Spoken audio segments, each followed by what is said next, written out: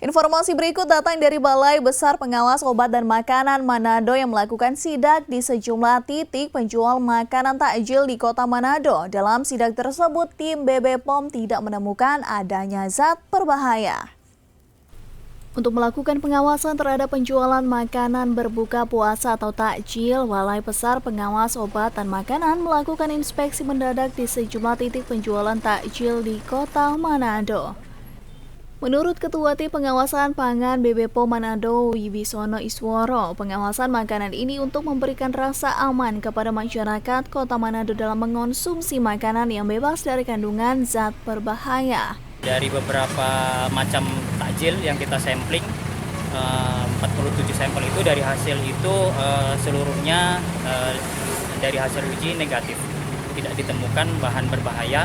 Dari yang kita uji ada 4 macam, yaitu ada rodamin B, ada metanil yellow, ada formalin, dan juga boraks.